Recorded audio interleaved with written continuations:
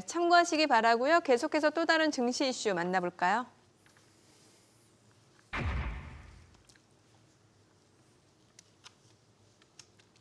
최근 에코프로 그룹이 4분기 실적 발표 컨퍼런스 콜에서 주주가치 재고를 위한 방향성을 제시하면서 투자자들의 기대를 모았습니다. 에코프로는 액면 분할을 추진한다고 밝혔고 에코프로 BM은 코스피 이전 상장을 진행한다고 했는데 이 같은 소식이 또 에코프로 그룹주 상승을 이끌기도 했죠. 네, 맞습니다. 지금 뭐 명분이 별로 없는 상태거든요. 2차 전지들은. 근데 그중에 에코프로는 5대1 액면 분할을 얘기하고 있고요. 근데 에코프로 액면 분할은 제가 예전에도 한번 여러분들에게 말씀을 드렸습니다. 액면 분할 곧 할 거다라는 얘기를 해드렸고 500원이 이제 100원으로 되는 거죠. 그러면서 이제 유통 수가 늘어나는데 액면 분할을 통상 호재로 여겨지긴 하는데 실상으로 그 액면 분할이 되고 나면 굉장히 무거워집니다. 그래서 주식이 잘 못 움직이는 상황이 되기 때문에 결코 그렇게 호재라고 볼 수는 없을 것 같고요. 또 에코프로 비행 같은 경우는 코스피 이전 상장인데 딱 이렇게 보셔야 됩니다.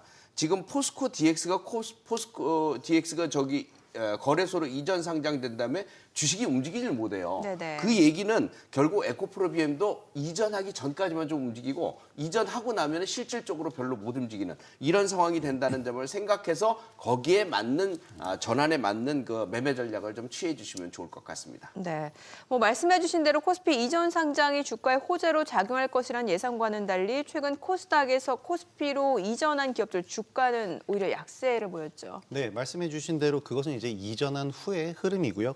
이전 전에는 반짝 상승을 보이기도 합니다. 코스피로의 이전 상장이나 뭐 MSCI 한국지수 편입과 같은 새로운 지수로의 이전과 편입, 이 전까지가 효과가 있다라고 보시면 되겠고요. 이전한 후에는 재료 소멸로 인식을 하셔야 될 것 같습니다. 일단 편입 전에는 편입 후에 패시브 펀드 자금이 붙을 것이라는 기대감이 형성이 되면서 역으로 단기성 액티브 자금이 몰리게 되고요. 이 때문에 단기적으로 주가가 많이 상승을 합니다. 이미 주가가 많이 오르게 되면서 재료가 좀 선반영되는 그런 흐름이라고 보시면 되겠는데요. 편입 이후엔 이렇게 단기적으로 들어와 있었던 액티브 펀드 자금이 차익 실현에 나서게 되겠고요. 이렇게 재료 소멸성으로 하락을 하게 됩니다.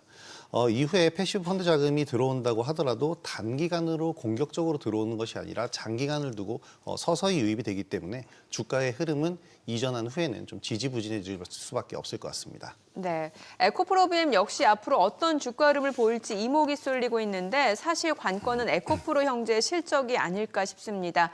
작년 4분기 실적 부진으로 증권가에서도 목표 주가를 낮추기도 했죠. 자, 그렇다면 에코프로 형제들이 실적과 성장성 우려를 딛고 상승세를 이어갈 수 있을지 세 분의 투자 의견 확인해 볼까요? 시간 싸움 지속된다, 기술적 반등 가능하다, 단기 상승 가능하다. 지금 단기적으로 좀 반등을 기대해 볼 수 있다는 의견인 것 같은데 김태훈 대표님 좀 자세한 이유 좀 들어볼게요. 네, 일단 에코프로 형제 같은 경우에는요, 기술적 반등은 어느 정도 나올 수 있는 구간이지만 상승폭은 제한적일 것이다 이렇게 보여지고요. 코스피 이전 상장이나 그리고 액면 분할 재료는 이미 시장에 많이 알려진 재료이기 때문에 어느 정도 주가의 평가가 되었다 이렇게 보여집니다. 그리고 이미 대시세가 나왔던 종목들이고요. 그리고 시총 규모가 지금 코스닥 1위, 2위 네, 이렇게 시총이 큰 종목들이기 때문에 이제는 이슈나 뭐 이런 것으로 상승하기보다는 실적으로 증명을 해야지 주가가 한 단계 점프업이 가능한 종목군이 되었다 이렇게 생각하고 있습니다. 네, 김호영 대표님도 단기 상승은 가능하다라는 의견을 주셨네요. 네, 지금 뭐 말 그대로 단기적인 관점에서 봐야 될 것이다라고 생각이 되는데요. 코스피로의 이전, 에코프로 BM이 코스피로의 이전은 분명한 호재입니다만은 단기성으로 보셔야 될 것 같고 다음 달 26일 주총에서 공식 승인이 될 때까지만 이제 살아있는 재료다라고 보시면 될 것 같습니다. 2차 전지주들 대부분 실적이 쪼그라들면서 주가가 바닥권까지 지금 하락을 한 그런 상태인데요. 그동안 2차 전지주들은 너무나도 과도한 주가 상승으로 인해서 이제 밸류에이션 문제가 항상 대두가 됐는데 지금 상태에서는 거의 해소가 됐다라고 볼 수 있겠습니다. 하지만 해소가 되면서 이제 관심권에서도 시장의 관심권에서도 좀 소외가 됐다라고 봐야 되겠는데 지금은 더 이상 밀려나지는 않을 그런 구간, 그러니까 말 그대로 바닥이다라고 생각이 되고요.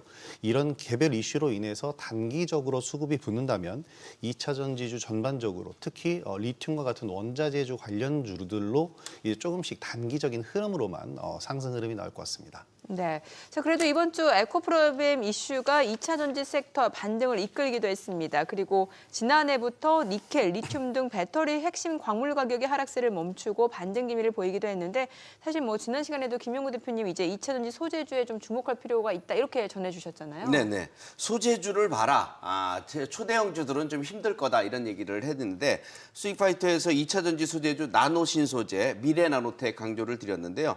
미래나노텍이 여러분들에게 말씀드릴 때 멀티플이다. 쉽게 얘기해서 디스플레이와 2차 전지 두 개를 다 하고 있는 기업이다라고 말씀을 드렸고요.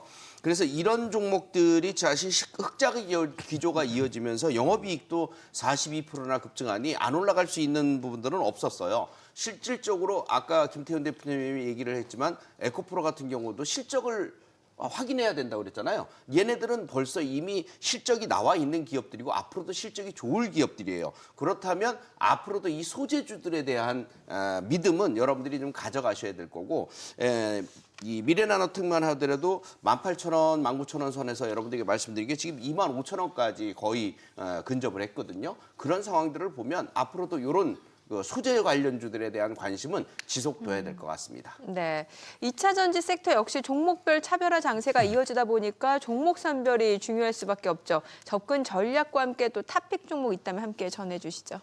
네, 전방 산업인 전기차 산업이 당분간은 좀 호황을 기대하기는 어려워 보입니다. 그래서 이제 업종 순환매와 수급을 체크하면서 낙폭 과대 구간에서 기술적 반등을 노리는 투자로 접근하시는 방법이 유효할 것이다 이렇게 생각이 드는데요. 트레이딩 관점에서 한번 살펴보자면 저는 LNF를 한번 접근해 보면 어떨까 생각이 드는데요. LNF 같은 경우에는 2월 한 달간 외인 기관이 약 10만 주 이상 순매수를 해주고 있습니다. 이 기간 동안 주요 2차 전지 사이즈가 큰 종목들 중에서는 가장 가파른 상승 각도를 보여주고 있는데요. 이렇게 상승 각도가 가파르다는 점은 그 상승 구간에 악성 매물이 없다 이렇게 이해를 해주시면 될 것 같고요.